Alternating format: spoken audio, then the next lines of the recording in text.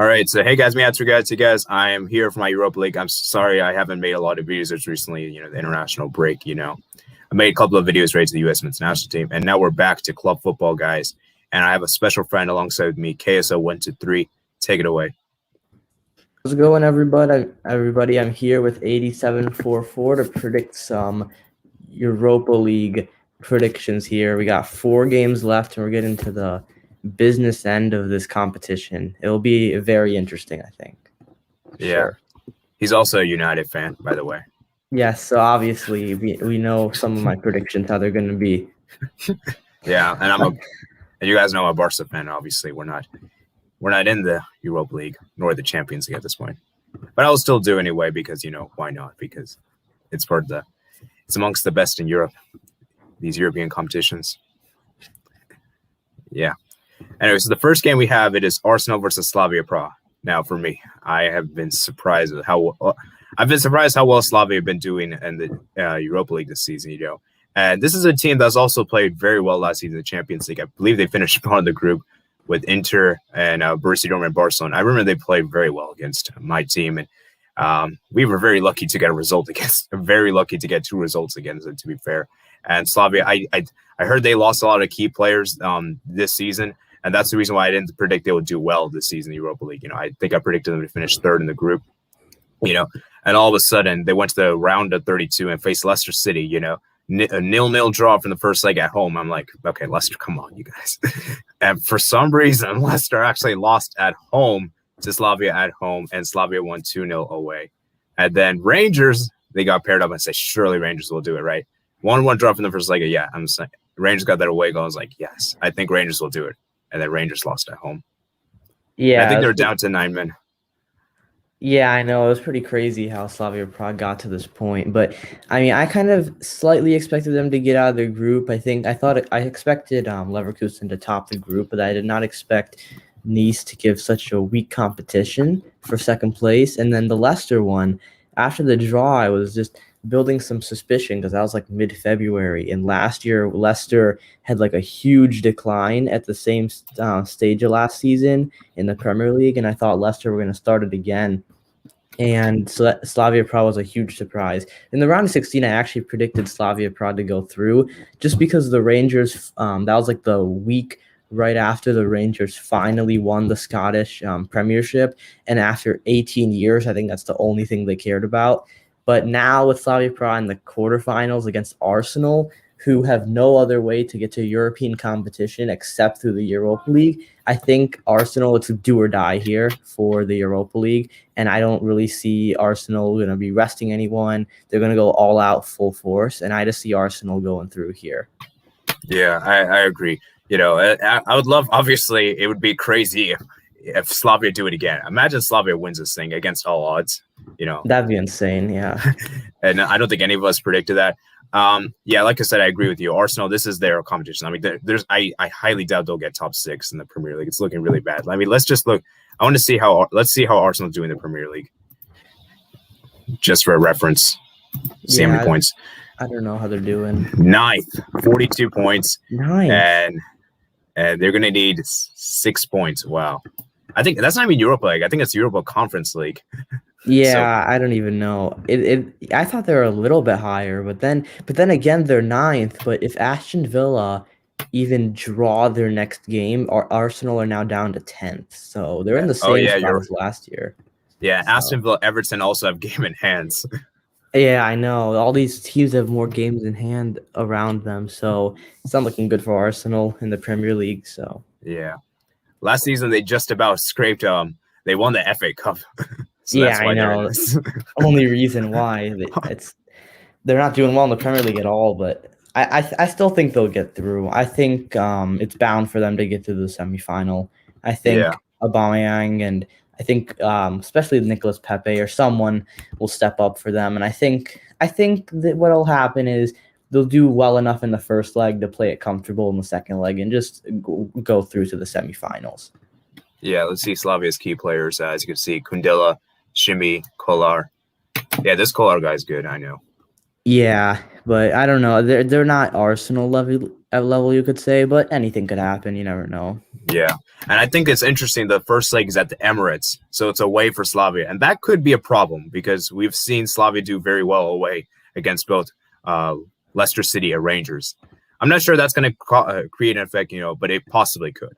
That's true. Yeah, that could change something. We'll see, though. Yeah, so I think Arsenal will make it through.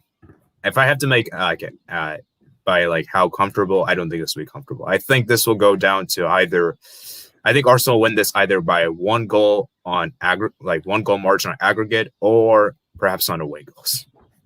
Yeah, I kind of see. I feel like the first leg is going to be very comfortable for them, but the second leg, I feel like it's going to be one of those things where they have like a 2 or 3 goal lead, but then Slavia probably get one early, which puts pressure on them. But then I think Arsenal will like hold on, so I think they'll be fine.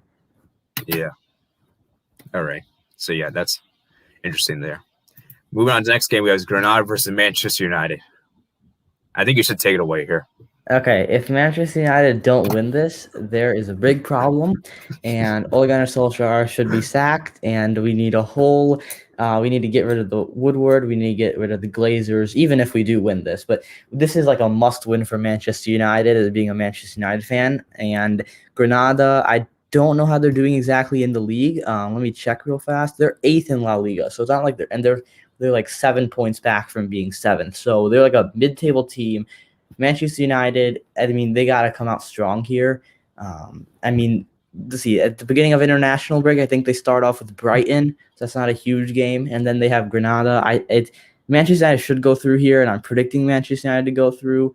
I think it's going to be pretty comfortable. I think we'll see. It's not going to be as comfortable as Real Sociedad, but I think it'll be comfortable enough that Manchester United can go through. But you can't count out Granada, and Manchester United sometimes, the sloppiness that sometimes happens, especially in first legs of games, is just absolutely terrible. But I think Manchester United will go through here. Yeah, that's interesting. Okay. Yeah, for me, Granada's a team that is a team you can't mess around with. This is a team that is a team that might cause you some shocks. To my team, Barcelona, they created some issues for us, and we almost lost to them in that Copa del Rey game, and it will go down as one of the best comebacks in history. And I still can't believe that even happened. And I just feel like for me, Granada's a team that can really hurt you on the attack. Their attack has been good. Kennedy. And some good players. Let's see who else they got. Kennedy. I want to see some other players. Luis Suarez, not the Suarez from MSN, not that Suarez. Kennedy, Roberto Soldado. Oh, this is the guy you got to watch over. Machis, he's a very good player. Herrera, Rui Silva, this is a very good goalkeeper as well. The thing I worry about Granada though is let me show you guys something real quick here. Look at their standings in La Liga, right? You can see right here, guys, Granada have conceded 46 goals. And if you can see right here, guys, that is the most conceded goals in the league. Oh, my goodness. I did not know they concede that much. Wow. Yeah. So that is something that I feel like for me, Granada will need to be good defensively because they're not that great defensively speaking. Wow. Yeah, Manchester United could definitely hit at that. Both the teams will be probably well rested after international break, depending on how much of the players play.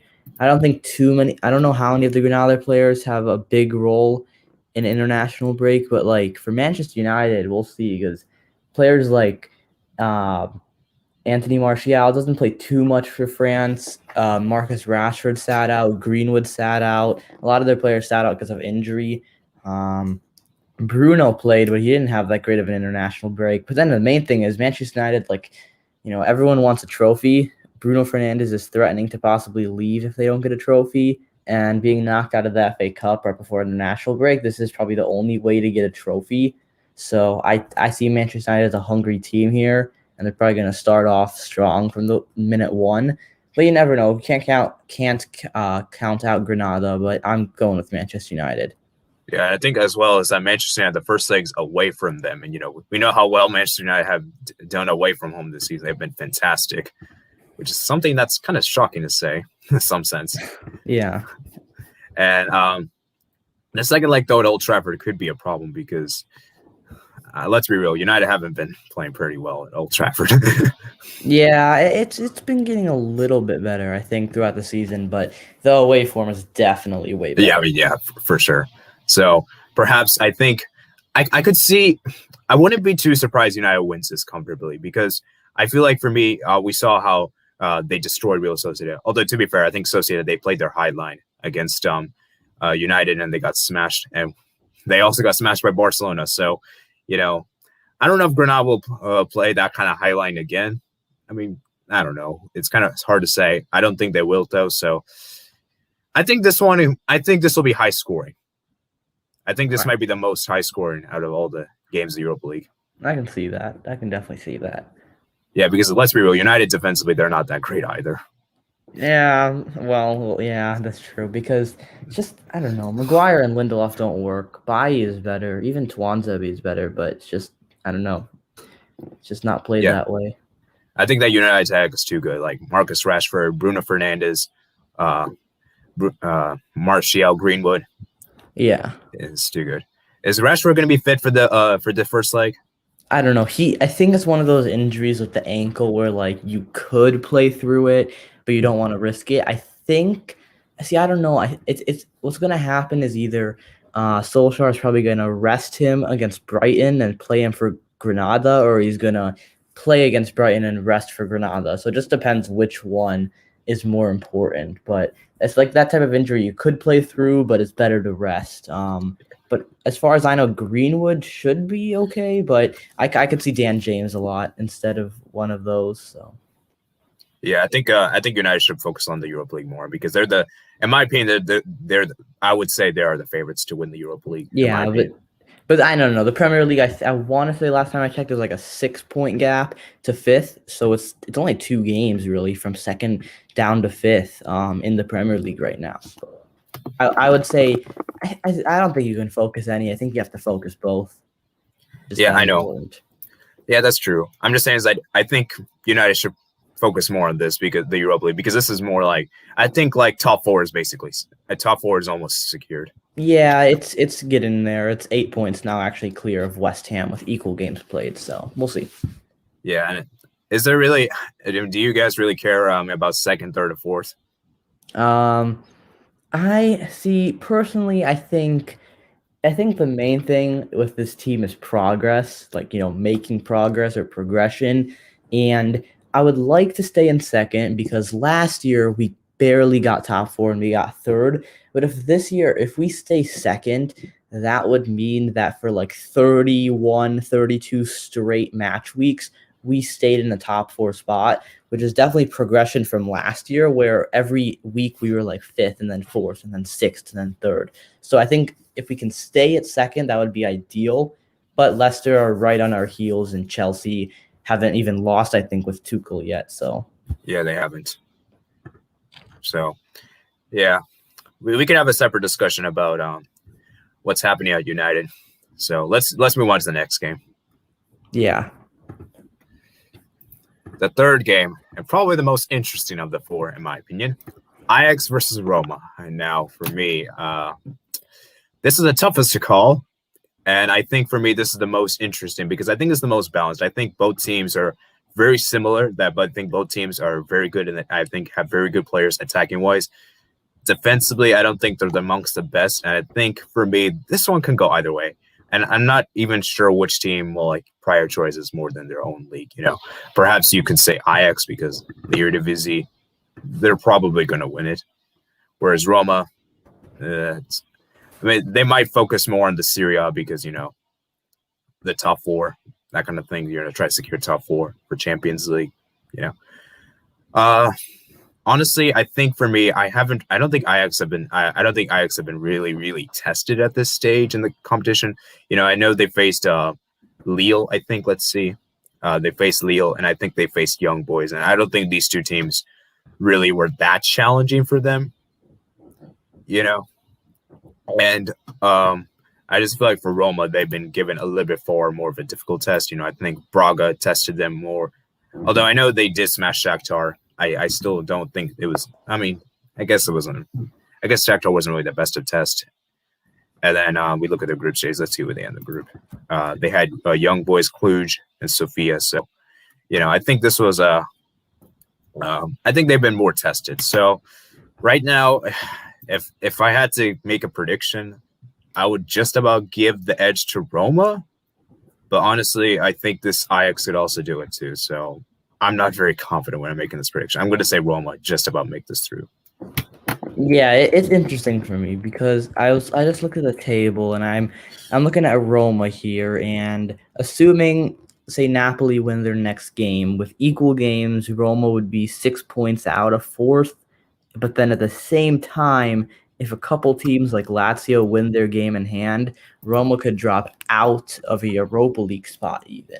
So it's like I think Roma have to prioritize the league at the same time instead of going for I feel like prioritizing the league might be a bit better for them, a bit more conservative than going for the Europa League.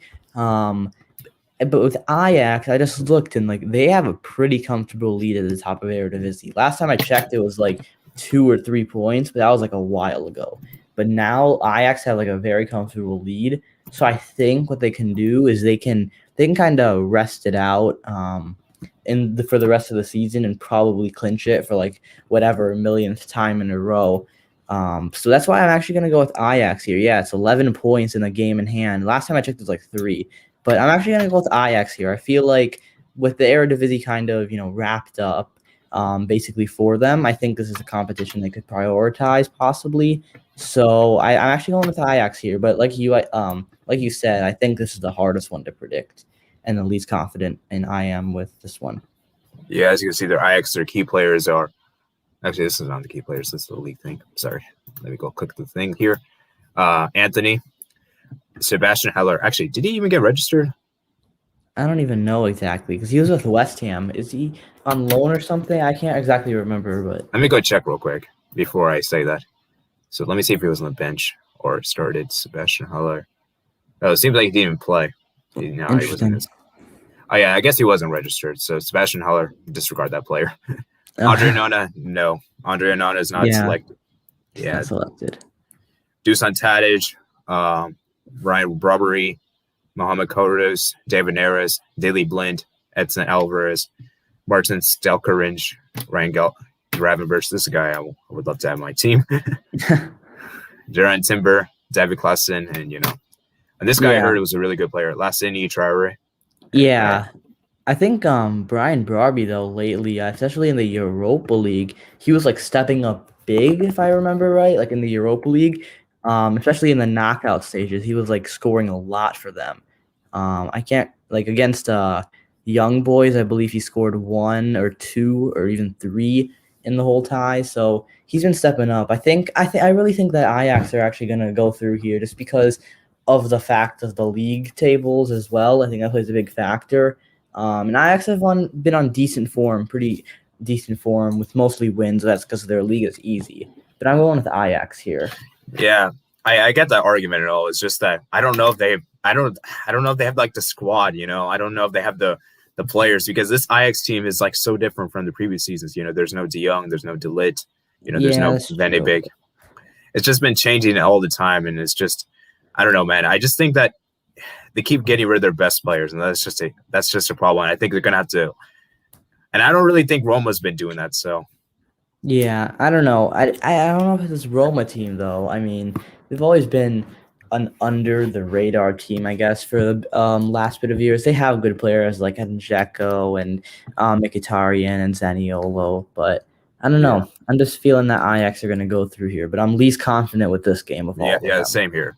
Like Edin Dzeko, you can see Mkhitaryan, El Shaarawy, Nicolas Zaniolo, Morel, Smalling, Mancini, Pedro, Pellegrini, Reynolds, and then there's another person I know, Carlos Perez as well. So, yeah, they got some good players. It's just, this is such a tough one to call. And the first leg is at Amsterdam Arena, and that could give advantage to Roma because the second leg is at home. Although, to be fair, I've seen Ajax play better away. So, yeah. I still think Roma will make it through. Maybe just on away goals, or maybe we might come down penalty shootout.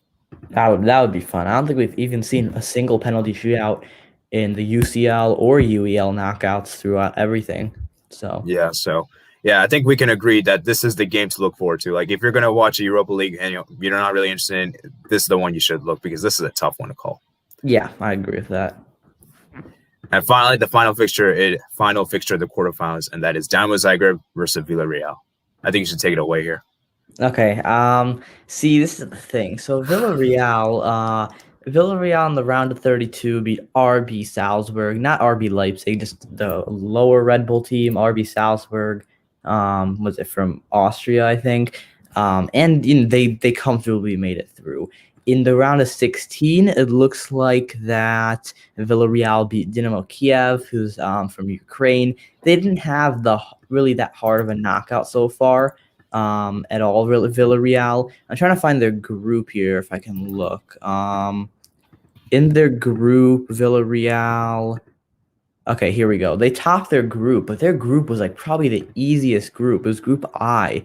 Like some of these teams, people can't even recognize. I think Villarreal have arguably had the easiest path to the quarterfinals so far. Then you look at Dinamo Zagreb, and it's definitely I think it's a different story for them. If I can find their group here, let me see. So they were in group. What is it? I put it here. Group K, yeah. Group K, they had an easy group as well. But then when you go through the knockouts in the round of 32, they beat Krasnodar, which wasn't that much. In the round of 16, Orsic, the hero, beat Tottenham, which was a big upset. And I always think there's at least that one team in the semifinals that's like that underdog. I feel like Dinamo Zagreb are going to go through here. I feel like they have momentum. They're feeling good. Villarreal haven't really got tested, and if Villarreal win this, they probably have the easiest path to the semifinals, like by any team so far. In La Liga, Villarreal are 7th, and they're kind of the bottom of this like group in like the 40 category of points. So they are fighting for Europa League because they're just 2 points back. I still think Dinamo Zagreb are just going to go through because of that momentum. I don't know, the team chemistry is there. They just beat Spurs. I feel like they're going to be the underdog story. Yeah, that's a good shot. Let me see how they're doing in the league. Wow, it's actually pretty close. Yeah, it's close for once. Yeah. Interesting. Yeah. Anyways, as I was saying, for me, this fixture for me, Villarreal, they've been given a really easy run of the easy path in the Europa League compared to the other teams, And I think for me, Villarreal, they have the manager, Unai Emery. And he's a special one because I believe he won the 3-peat with Sevilla for the Europa League titles. So that's an incredible accomplishment, obviously. And I just feel like for me, Dinamo Zagreb, if the second leg was at Croatia, I would really, really give them a very decent chance to make it through. The fact of the matter is not. The first leg is at Croatia, which I feel could be very, very bad for them because Villarreal, they'll know, hey, okay, we could turn around the result at our own stadium, And I just feel like for me, Zagreb, I don't know if they'll be able to travel well, And I just feel like for me, like this Croatian thing, like I've seen the Croatian national team, they don't really particularly play well away from home, and they're pretty good at home, I will be fair. And I just feel like that might be the same case for Dinamo Zagreb here in that I don't know if they're really that great away from home. So that's what I'm believing. I think Villarreal, they're kind of falling off in the Europa League, La Liga. They for a while they're actually doing very well in the league. They had only lost to Barcelona for like a long time, and then I think they finally got that streak ended by Sevilla. And then since then they've been having leads where they've been crumbling leads, And I just feel like for me that I feel like given how kind they've been given a path, I think they might focus more on the Europa League because La Liga they've been doing pretty well. So. And I think they have the manager, Unai Emery. I think he will want to focus more on the cup competitions. We see how well he's done in the cup competitions compared to the domestic leagues. So for me, I would love for Dinamo Zagreb to do it. I would love for underdogs. I always root for underdogs. But I think I'm going to have to back Villarreal on this one. You look at the key players like Orsic is there, Petkovic, Meyer, Gavrilo, Adams, Ademi, Likovic. And I just feel like for me, I feel like Villarreal will just do this. So, and like you see, Dre Moreno, Pau Torres, Paco Alcacer, Samuel Chukwueze, Carlos Baca, Esteban Jan Foyth. So yeah. Yeah, it'll be interesting. You never know. Maybe like how Croatia made the 2018 World Cup final. Wouldn't have Dinamo Zagreb make the 2021 Europa League final? You never know. But I don't know. This one and the Ajax Roma, I think, are the hard ones. But I just feel like I got to choose one underdog, and I'm going with Dinamo Zagreb here. Yeah. So let's go ahead and quickly recap our predictions real quick. So I predicted. Let me see. Let's see which one I predicted. I predicted. I'm going to predict Arsenal to make it through, Manchester United to make it through, Roma to make it through, and Villarreal to make it through. So we can see right here in the semifinal path here, it would be that. So we would have our first semifinal would be Granada. I mean, not Granada. Manchester United. Sorry, Manchester United versus Roma, and we would have Villarreal versus Arsenal. And for KSA, it would be. For me, it would be somewhat similar. I would have Manchester United, Arsenal go through, but then I would have Ajax and Dinamo Zagreb go through, which makes a Manchester United Ajax semifinal, which is what is it? It's a repeat of the final that Manchester United won 4 years ago. Yeah, 4 years ago, and that was like their last really major trophy. So you never know, but. Then besides that, I have Arsenal facing Dinamo Zagreb. So you probably all over that. You got a Manchester United Arsenal final written all over it, which is what a lot of people are saying. Yeah, that would be very interesting. A Premier League showdown. I really don't want that. I don't want that at all. The two former English Premier League giants.